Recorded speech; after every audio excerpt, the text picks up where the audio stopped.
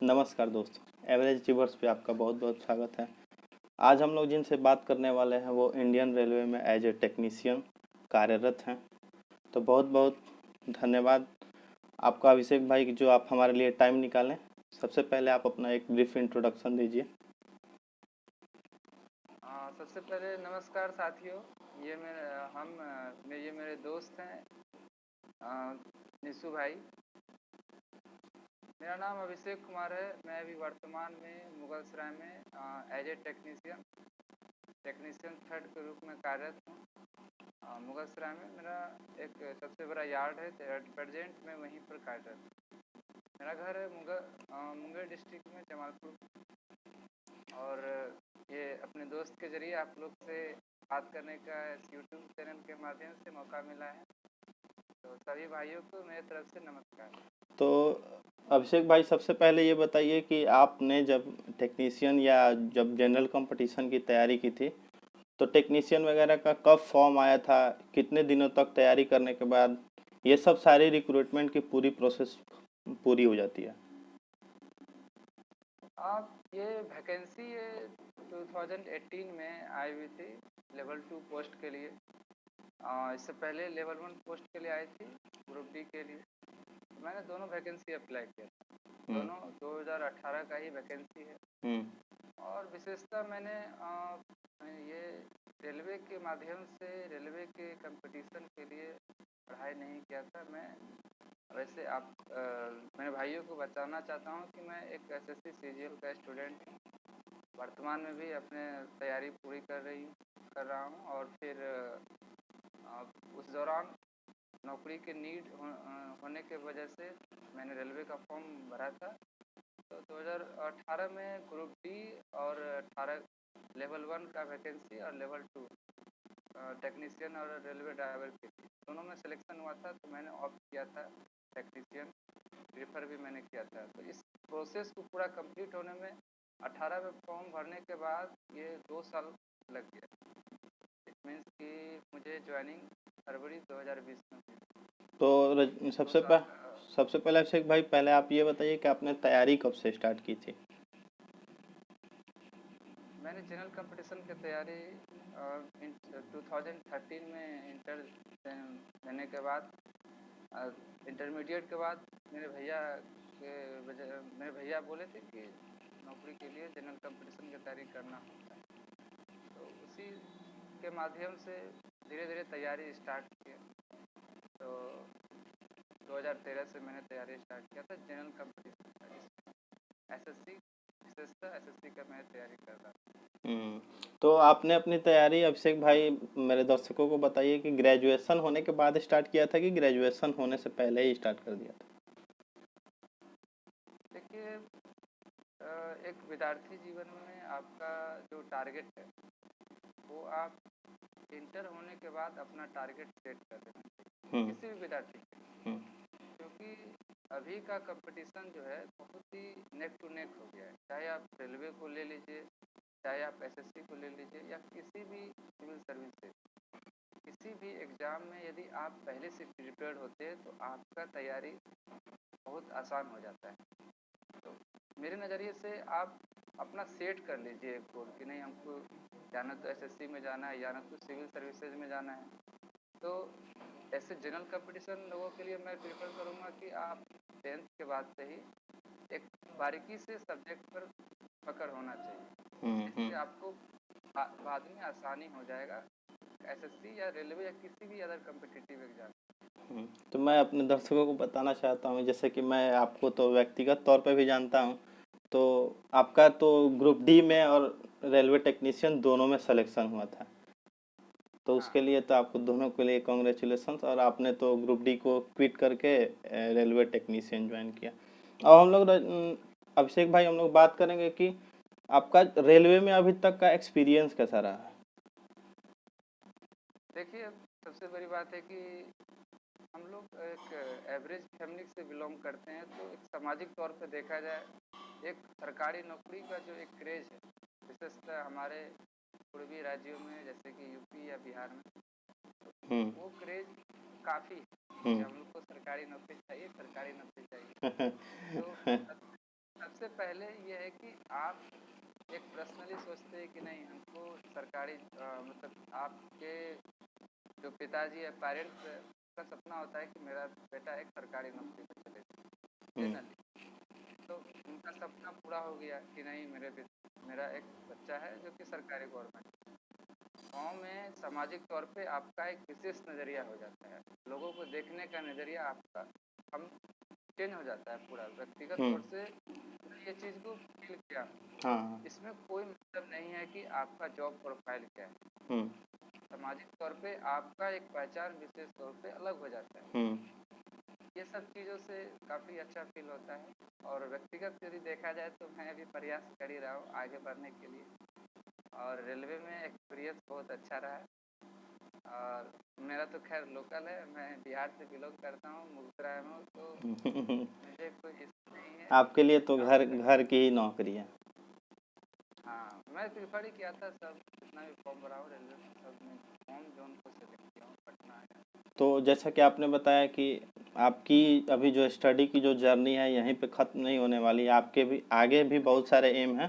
तो हमारे देखिए, दर्शकों को बताइए कि आप अपने नौकरी पीरियड को भी और अपने एजुकेशन को भी कैसे मैनेज करते हैं, क्या क्या क्या दिक्कतें उसमें आती हैं दोनों को मैनेज करने के लिए, या रेलवे कितना आपके लिए छूट देता है, या वर्किंग आवर्स उसके कितने होते हैं कि आपको एकदम आसानी से टाइम देख मिलता है कि आप अपने पढ़ाई को कंटिन्यू रखिए।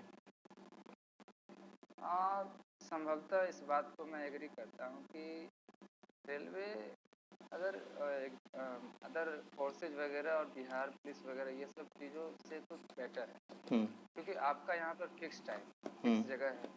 सबसे बेस्ट बात तो यह है कि आप कहीं भी रहिए, आपका टाइम और ये जगह प्लेस वो फिक्स है। और मेरा टेक्नीशियन है तो उसमें तो ये जगह और टाइमिंग का कोई इशू नहीं। तो आप अपने आफ्टर जॉब आप अपने जीवन का 8 घंटा मतलब पर डे का हिसाब से आप शेड्यूल बना लीजिए कि नहीं 8 घंटा हमको ड्यूटी जाना है, उसके बाद का टाइम मेरा है। तो वो उस अनुसार आप शेड्यूल बना लीजिए कि नहीं हमको 5 घंटा, इस दौरान जो 16 घंटे का टाइमिंग बचा है मेरे पास, तो उसमें हम 5-6 घंटा का कैसे हम पढ़ाई में इस्तेमाल करें। बाकी हम लोग तो बैचलर है तो इसीलिए 5-6 घंटा 7 घंटा पढ़ना आसान है। वो आपके ऊपर डिपेंड करता है। सप्ताह में रेस्ट मिलता है, सप्ताह में छुट्टी मिलती है, छुट्टी में जो कुछ सिलेबस यदि नहीं पढ़ पाए या कुछ टारगेट जो सेट किए वो नहीं हुए तो वो आप छुट्टी के दौरान जैसे कर सकते हैं। अभिषेक भाई, सबसे बड़ा जो क्वेश्चन होता है स्टूडेंट्स के जो एस्पिरेंट्स होते हैं बोलते हैं कि भाई कहने को तो ये सब बातें हैं, जाने के बाद जैसे कोई भी आप डिपार्टमेंट ज्वाइन करने के बाद कहने की बातें होती हैं कि आपको ड्यूटी 8 ही घंटे करने होते हैं, आपको लगभग ज़्यादा टाइम लग जाता है। तो इस पे आपका क्या व्यू है, आपको क्या लगता है कि सही में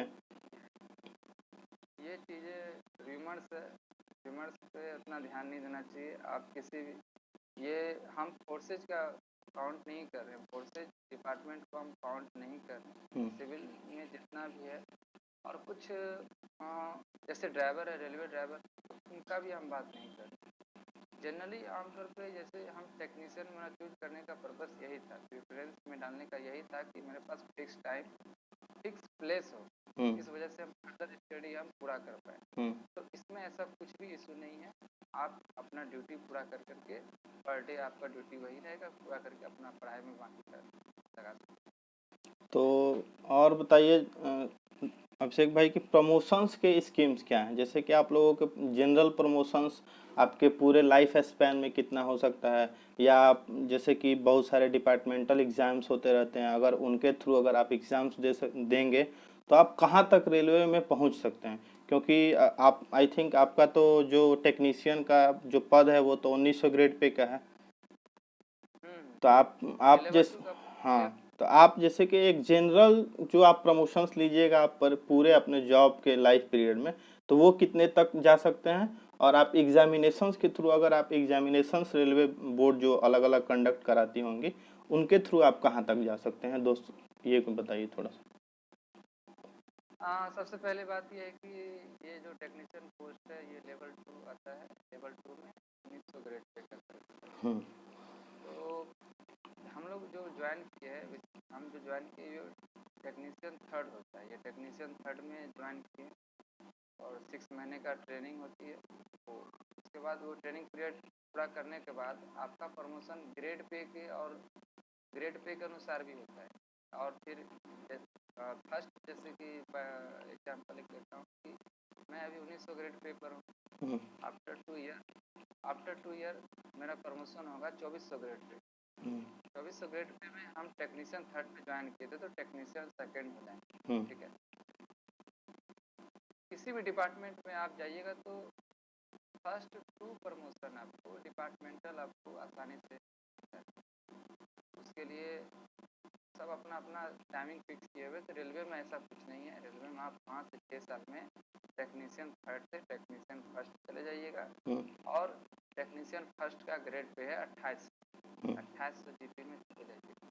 उसके बाद का प्रमोशन के लिए आपको कुछ साल वेट करना होगा।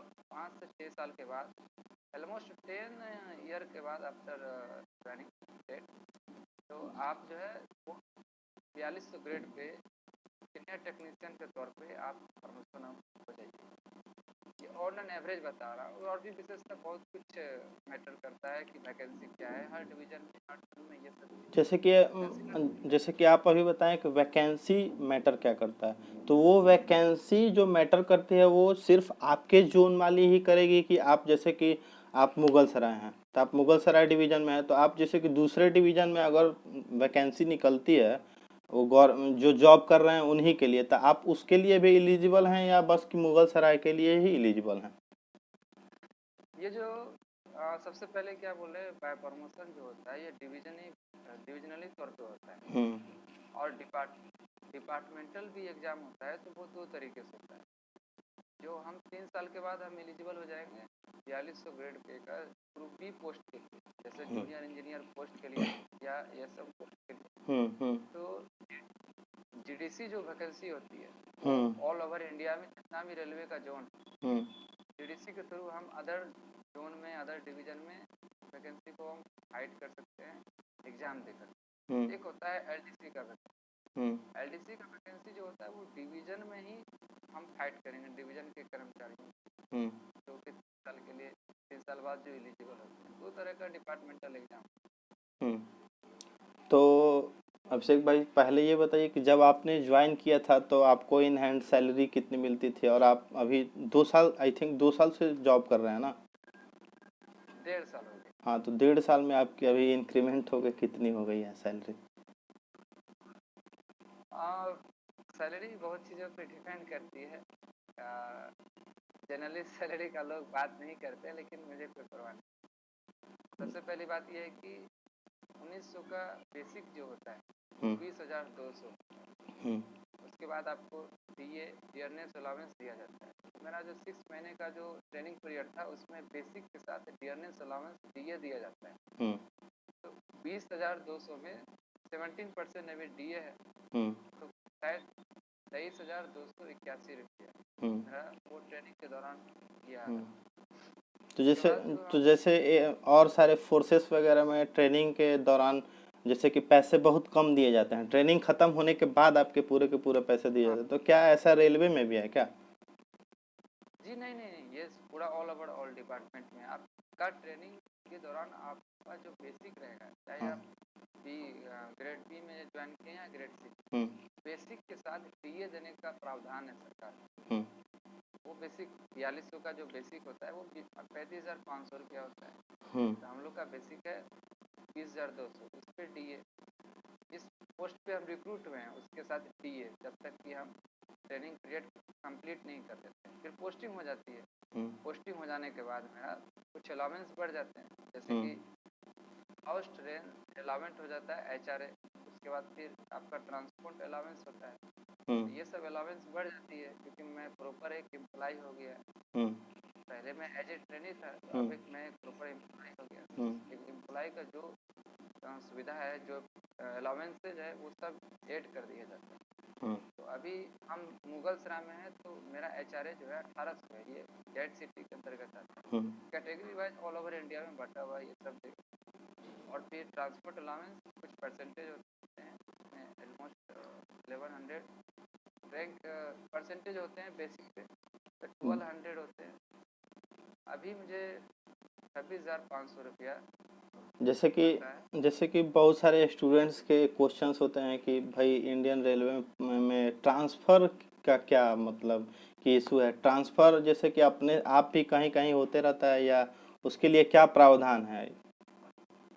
सबसे पहले हम लोग को जब ज्वाइन करवाया जाता है तो उस टाइम बॉन्ड भरवाया जाता है कि आप ऑल ओवर इंडिया में कहीं भी तौर पे किसी भी रूट में आपको भेजा जा सकता है। इस चीज़ को लेकर निश्चित रहिए। कोई ये नहीं कि आप जिस जोन में आपका रिक्रूटमेंट हुआ है आप वहीं पे हाँ रहिएगा। हाँ, ये तो ऐसा इनके बहुत रेयर केस में ऐसा होता है कि आप इस मतलब बिना अनवांटेड जगह पे आपको भेजा जाएगा, ऐसा रेयर केस। जैसे एक डिवीजन में आपको मुझे मुगल सराय डिवीजन है, पटना मेरा जोन है, पूर्व मध्य रेलवे में मुगल सराय डिवीजन। विशेषता मुझे डिपार्टमेंटल मुगल सराय डिवीजन में ही एलोकेट कर दिया गया है, तो उसी डिवीजन में हमको कहीं रखते। अभी हम मुगल सराय में पोस्टिंग कर दिया गया है, तो अदर जगह बहुत ही कम चांसेस होते हैं कि एक होता है कि इच्छानुसार कहीं दूसरे जोन में जाना, एक होता है कि मतलब बाय प्रोसेस आपको कहीं भेज दिया गया। तो अदर जोन में भेजा बहुत ही कम दिया जाता है। यदि अदर जोन जाना है उसके लिए आपको अपना डिवीजन ऑफिसर के पास ऑन रिक्वेस्ट लगाना पड़ेगा।